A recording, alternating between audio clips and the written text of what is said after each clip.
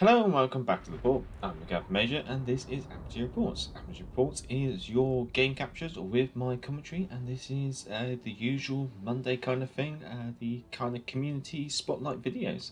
So today we have a submission from Eternal Abyss, and he is playing the Tier 7 American Premium Battleship USS Alabama. Available for 750,000 global XP, and you'll find her under the tech tree. So, this is a tier 6 and 7 game of domination on North. He's spawned on the left and he's making a move up to the left, and he's spawned alongside a Benson, an Atlanta, and a Mayuku. Now he's making a push towards the corner of the island, which is, well, I'd say it's a more common play for cruisers and destroyers to do, but it's interesting to see a battleship do it actually in this case. And the reason why he's heading for that corner of the island is by being up against the island, he kind of protects himself from enemy fire from certain angles, and then also he can get the capture as well from that position. But he has to be cautious because that location can turn into a bit of a honeypot, especially with destroyers chucking torpedoes into that corner area, because they know they're going to catch you out. And if something comes around the island, on the Bravo side of that island, then potentially they could be appearing on you at very short notice. So enemy Helena spotted. So quickly going through, and on the enemy team there is an Akatsuki, a Lightning, an Algerian division for Helena, a Fiji, a Chapayev, a Hipper, and 2 Romas. So there's the Algeria and the Helena working together. And we've also got one battleship, and we know it has to be a Roma. So down in the description will be the modules and the command build that Eternal Abyss has used during this game, if that interests you, but I will try and cover it off when we have quiet moments in this game. So he's managed to get himself nicely into the corner location that I just mentioned, and it looks like the Roma is beansing it round the corner, so launching that spotter aircraft, getting 2 penetrating hits, even though he aimed on the slightly upper bout of the Roma. That's quite surprising, even with the spotter aircraft that only getting 2 hits and a bounce. The spotter aircraft gets shot down, so that's the end of that, unfortunately. And the Roman's now turning tail, so because he's turning tail, he's definitely angling his thick armour against Eternal Abyss. So what Eternal Abyss is doing here is he's aiming slightly higher up, with the intention of hitting the thinner plating and therefore being able to overmatch it. So there, he's able to get a bit of a plunging shot on it as well, only 6 kilometers range, and incapacitating the rear turret of the Roma. So the Roma hasn't actually got any turrets firing back towards Eternal Abyss. I think also during his first volley, when the Roma was broadside on, he did actually knock out, no, incapacitate I should say, one of the front turrets of the Romas. The Roma's only got 1 turret active at the moment, and is being absolutely chewed up by the friendly Atlanta. Again, firing that armor piercing at the upper bout of the Roma, polishing her off very nicely and getting his first kill for the game. Unfortunately, only the second kill of the actual game, and someone else has already managed to bag themselves a first blood. Now he's still spotted in his current location. We know the Fiji's there, we've got Helena and Algeria up front, but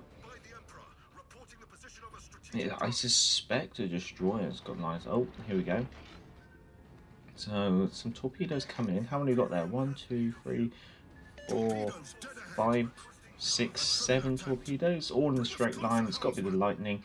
Now we know the Lightning has 2 quadruple launchers, and we're only counted 7 torpedoes.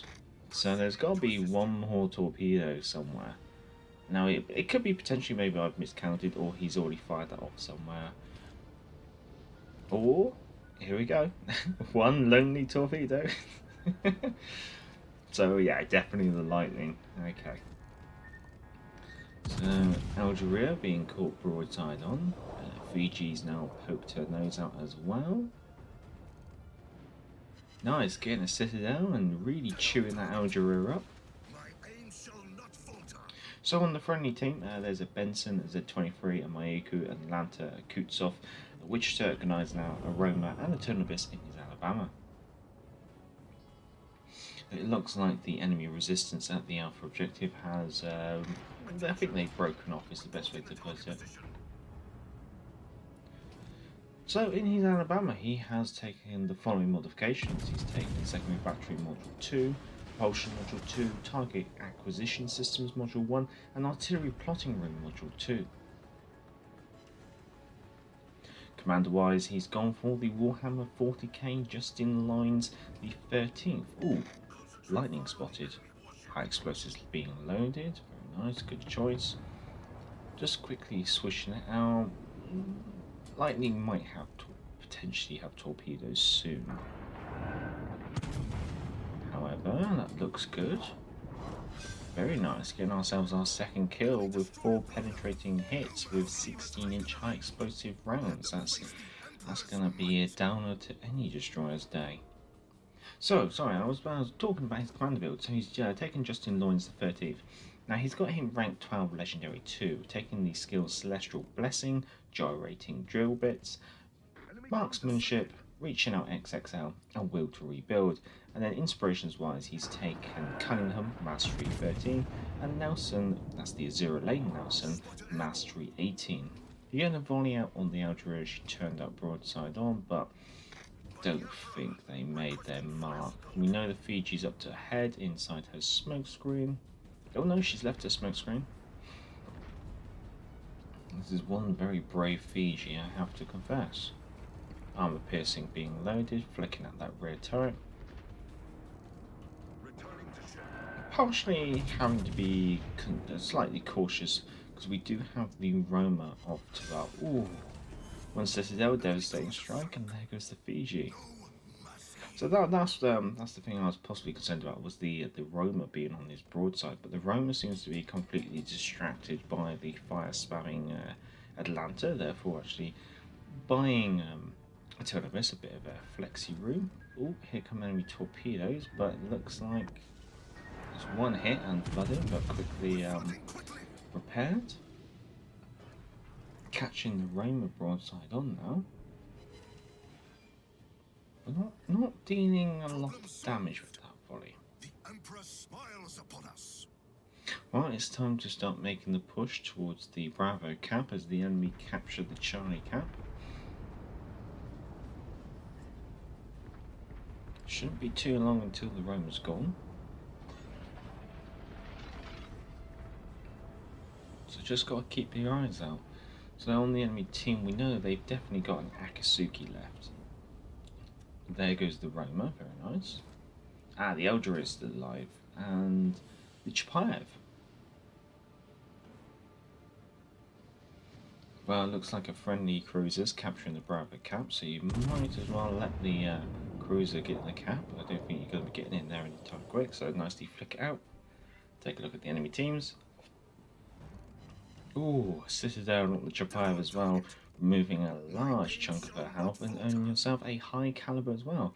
Already up to 102,000 damage.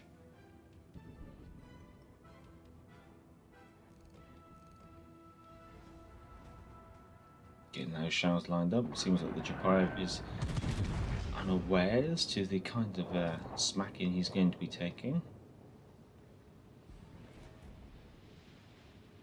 And there we go, another Citadel, getting ourselves our 4th kill. So now that just leaves the Algeria and the Akatsuki. So the Akatsuki is probably the largest concern, and she's definitely going to be on this side of the map, considering that Eternibus is spotted without the Algeria being able to draw a direct line of sight. And the friendly Gneisenhower, however, who was over here spotting the Algeria, has unfortunately burned out to the Chapayev.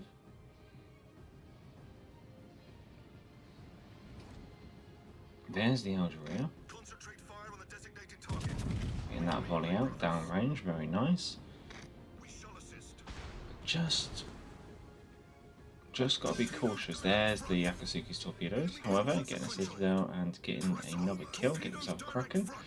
How many torpedoes are you going to take? 1, 2. Oh, another batch coming in as well. Thankfully, the American damage con is got quite a long duration, which means that it can be used, especially when you know you're going to be taking possibly incoming damage for over a duration. Akatsuki's popped the smoke screen. Whether or not we can get the Akatsuki, I mean, I think it's going to be down to where is the friendly Atlanta and whether she can assist.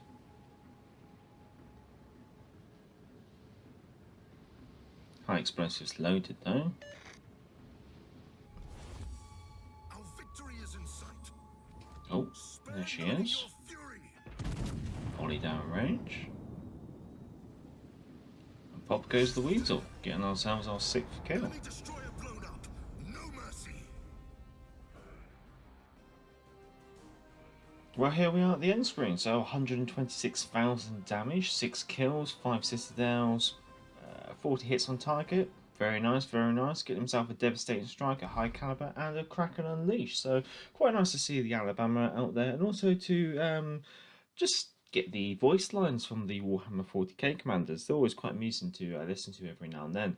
Going on to the team results, and of course we are looking at Eternal Bliss coming in the top of his team with 3,123 ship XP, putting him a good, let's say, 950 ahead of the next best player on his team. But yeah, no, looking across, scores on the doors, enemy team not looking too fantastic, with only 2 of their players actually breaching the 1,000 ship XP mark. And if you take away the 1.5 multiplier from Eternal Abyss's team, you're looking at the top 6 players breaching that 1,000 ship XP mark. So, yeah, I think the odds were kind of stacked against them, especially when you see how the enemy team was only really able to kill 2 enemy ships. Going on to the economy tab, and obviously making ourselves a nice tidy profit with all those scores on the door. So making ourselves 355 credits with premium, and if he didn't have premium, he still would have made a nice tiny profit. Obviously, it's always worth noting that the ship service cost here is 178,000 credits, so quite costly to play your tier 7s, but then again, you get a good game, it's going to pay well enough at the end of the day. Well, all in all, that was a really enjoyable submission from Eternal Abyss, well worthy for Admiralty reports. We also do Sea Trials on this channel. Sea Trials is basically your submissions with my commentary and tactical overlays. So these community videos is just a nice way to showcase other people's play styles. In regards to Sea Trials, that's also to add in tactical overlays, either showcasing what people are doing well or where people could improve. Our email address for submitting the community videos is down in the description, and along with the commander build and the modules used by Eternal Abyss in his Alabama. So if you have enjoyed it, give it a thumbs up. If you like this kind of content, feel free to subscribe. And if you are already subscribed, I'd like to say thank you very much for your continued support, comments and contributions, and even your submissions, very much like this one. Also down in the description is the link to Patreon if you wish to support the channel that way, because the channel is a non-monetized channel and therefore is completely financed by myself and patrons. When you're never going to see any adverts, you're never going to see any sponsorships. So if you want to support the channel, that's much obliged. Otherwise, it's not mandatory, so it's there if you want it. Well, until next time, I'm the Gavin Major, and back to the port.